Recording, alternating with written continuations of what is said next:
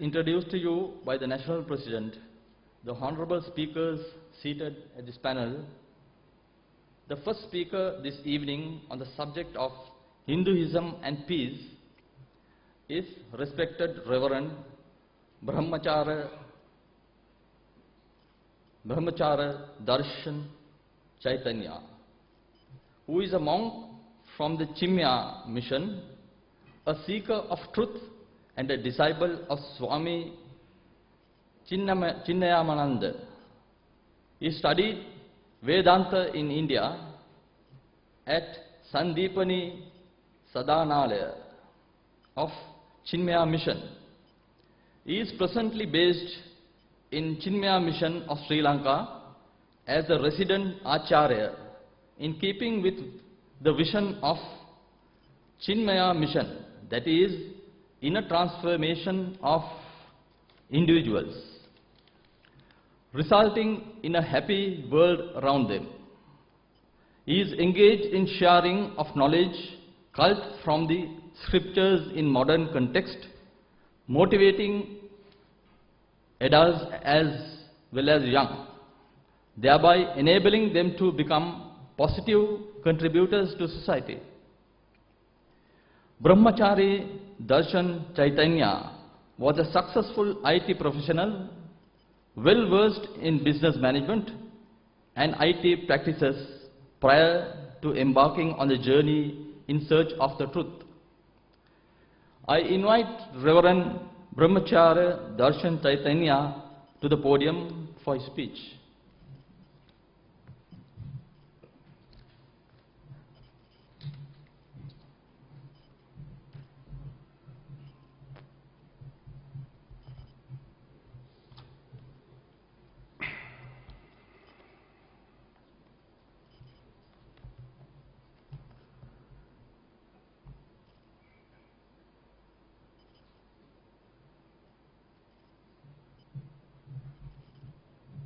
Your Excellency, Chairman of this symposium, revered and distinguished speakers of this symposium, and the distinguished guests at this symposium, a very good evening to all of you. It is a pleasure to note the purpose of this symposium. Peace is the need of the hour all over the world. This effort by Ahmadiyya Muslim community is very commendable, and it is my honor to address you in this forum on the topic of Hinduism and peace. People desire peace. Whenever there is a conflict and violence in a community or nation or nations, frantic search for ways and means of ending the violence and achieving peace begins. But often we fail to ask ourselves questions like, what is this peace? From where does it come? What is the cause of violence?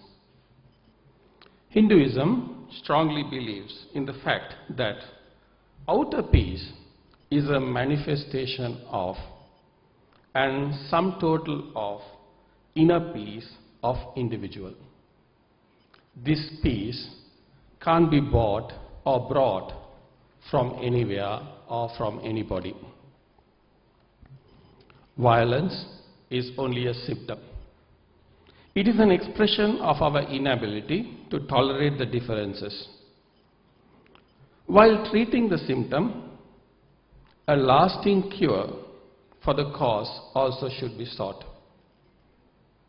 Absence of peace and presence of violence are different symptoms of the same disease. Lack of tolerance, lack of mutual understanding and respect, absence of love are the causes of this disease. Mere absence of violence does not necessarily mean lasting peace. A community or a nation is constituted of its members. Its strength and happiness depend not only upon the material wealth and environmental circumstances, but preeminently upon the texture and composition of the individuals concerned. It is like a building whose strength depends upon the quality and the material of the bricks used. Stronger the bricks, stronger the buildings. Similarly, stronger the individuals, stronger the society or nation. Here, when we talk about strength of individuals, we are talking primarily about the inner strength of an individual rather than the physical or external strength. The secular plans and scientific achievements of the present era are certainly magnificent and acceptable, but when applied in practical life, they seem to entomb our peace and happiness. This has been the unrelenting experience of this materialistic civilization. Redemption lies in the happy marriage between the secular and the sacred, between the science and religion. Until now, the scientists who have been sincerely working on the fields of economics, politics, and natural resources have failed to establish a scheme of living by which man can enjoy real peace and joy in life. The history of mankind have been a tragic sequence of repeated wars and revolutions, all of them fought in the name of peace. The only peace that we seem to know today is in the exhausting and fatiguing and demoralizing pause between two wars. None of the wars and revolutions have succeeded in discovering a perfect and peaceful system of government where people could live in contentment and happiness, which is their birthright. From the time immemorial, great thinkers, philosophers has come up with various scientific, social, political, economic theories, philosophies and systems, all aimed at rearranging the world outside for the sake of mankind to live peacefully and happily. Though some of them, if not all, did benefit the mankind in some form or fashion, none of them have delivered everlasting peace and harmony, which has been the search of the mankind. When the science pans in exhaustion, philosophy and religion come to its rescue. The religious masters tells us that external pattern of objects can never remain constant for long in any given scheme formulated by man. The pattern changes continuously. The world itself is continuously changing in the name of progress. In this flurry of change, the idea of congenial living formula to maintain equilibrium, as envisaged by the revolutionaries, is a utopian dream as long as their attention is directed towards only the external objects. The solution which philosophers have offered lies in the development of the inner personality of man. Man comes to experience the world through a subtle instrument within him, which is constituted of the mind and the intellect. When this instrument is itself defective and in disuse, how can a mere rearrangement and embellishment of external environment provide any peace or joy in life? The goal of everlasting happiness can be reached only by revolutionizing the inner personality of man. The mind and the intellect of individuals have to be regulated, disciplined, and perfected so that they may find for themselves an equipoise amidst the vicissitudes of life. Religion provides in detail the strategies to be followed and the methods to be adapted to achieve this inner change and transformation. Every experience in life comprises of three essential factors, namely the experiencer, the object experienced, and the relationship between the two. Secular scientists developed and beautified the outer field of material objects, while the religious investigators worked in the field of subject, the experiencer, and prescribed the means of perfecting his inner structure. It is quite obvious that both the subject and the object have to be prepared properly to eke out happy experiences in life. The material world of today has been well designed and made attractive.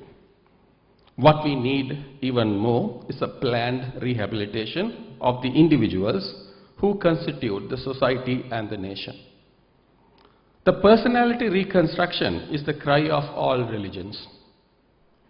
Hinduism strongly believes that inner transformation of individuals is the only and effective cure, and it believes in equipping them with the right knowledge and practical means for this transformation. You may ask how this inner transformation can benefit the mankind and aid in its search for peace and happiness. Let me elaborate.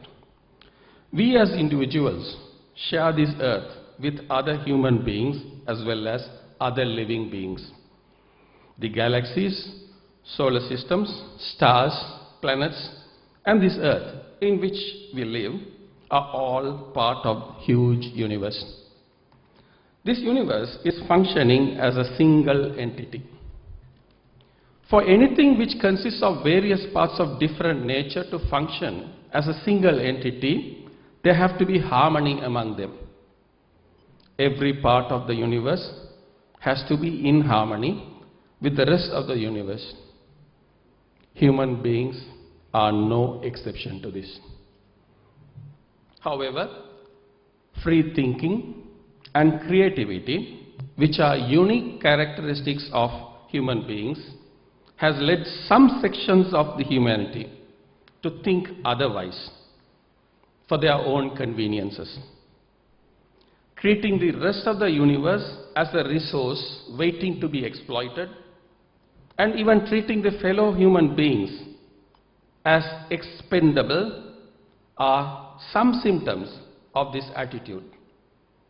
Thus, the harmony of the universe is violated. This universe is designed to resist and correct such violations in order to ensure its existence. As such, when an individual violates this harmony, a conflict with the rest of the universe is created, the peace is lost. Human beings can't act independent of the world and the universe around them. An individual human being or humanity as a whole has no choice but to recognize this fact and live in harmony. However, most of the times, if not all the times, individuals as well as societies tend to forget or ignore this fact and tend to regard themselves as entirely independent entities, independent from the universe, independent from the world, independent from the nation, etc. This attitude brings an individual or a society in conflict with the rest of the world. This attitude leads to thinking that existence of an individual or a society at any cost, totally disregarding its consequences on the totality. Selfishness, domination, hatred, lack of tolerance are all symptoms of such attitude. When man assisted by science and development, achieves greater control of the external world and doesn't have self-control, there arises imbalance. This imbalance has been the evil of the society, disrupting peace and harmony among individuals as well as nations. Let me explain. If one has political power or other power to do anything what one pleases, and if that is not matched with self-restraint, then one tends to abuse that power to cause harm for the rest of the society. If we look around, there are no shortage of such examples in the world demonstrating this fact.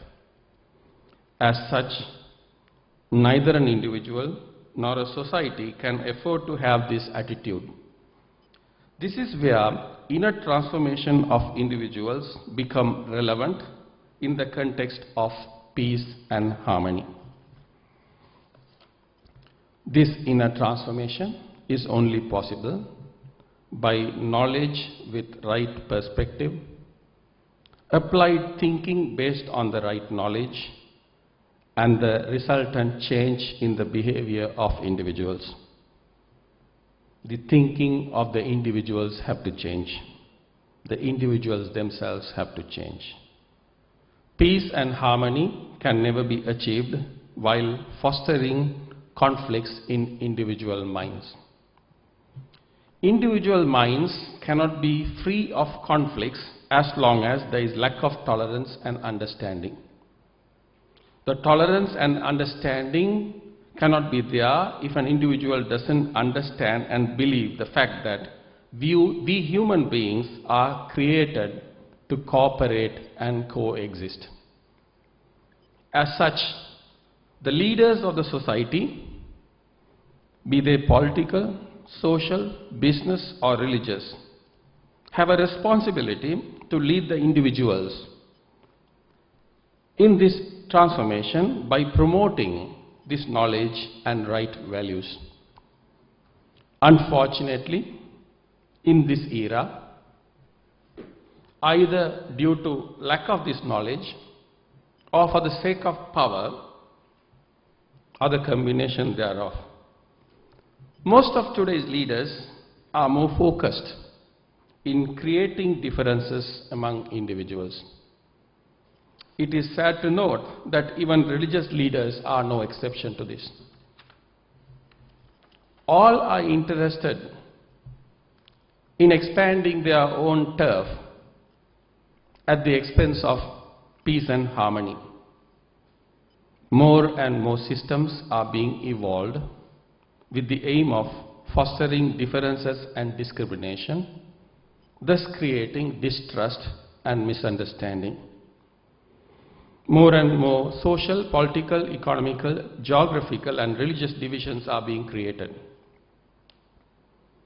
People are busy building social, political, economical, geographical and religious empires, promoting the differences as virtue of the systems they propagate.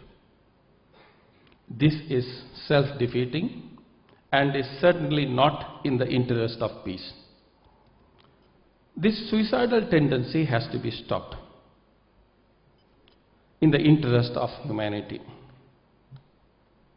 For example, when adversity strikes an individual or society for some reason or the other, instead of calling for a war or taking up arms, the energy of the individual's reactions should be channeled properly so that individual doesn't harm himself as well as the community or the nation. Instead, it should be channeled positively. The non-violent movement, which was begun by Mahatma Gandhi and followed by the leaders like Mr. Martin Luther King Jr., Mr. Nelson Mandela, is an effective way of channeling the opposition as we have witnessed in the recent past. It enables the individuals to look within and transform themselves. It drew the attention of the society and the world at large, which served as a catalyst for the transformation of the community and the nation. In keeping with this view of Hinduism, we too at Chinmaya Mission have a vision: inner transformation of individuals, resulting in a happy world around them. Our mission is to provide individuals from any background the wisdom of the scriptures and practical means of spiritual growth and happiness, enabling them to become positive contributors to the society. All religions believe in divinity in the individuals. In Hinduism too, we believe that Madatma Sarva Bhutatma, the self in me, is the self in all, thereby leaving no room to hate one another, regardless of the disposition of the individuals. If it is not for this fact, loving your neighbor like yourself or regarding everyone as your brothers and sisters is not possible. Therefore, dear brothers and sisters, we as individuals, as well as leaders in whatever capacity, be it family, society, politics, business, religious, etc., have to be the change which we want to see in the community or nation. Let us be committed to the transformation of ourselves as individuals, and through that transform the community and the nation towards the peace. Well, that was a brief perspective on peace based on Hindu scriptures. With that, I would like to end this address on Hinduism and peace. It is a pleasure addressing you, and would like to thank you for listening to me patiently, and the organizers for this wonderful opportunity. I also like to take this opportunity to wish success to the organizers in their endeavor towards peace. Further, my wishes to all the speakers who have come to address this forum. May the Lord bless all of us who have gathered here in the name of peace. Thank you very much.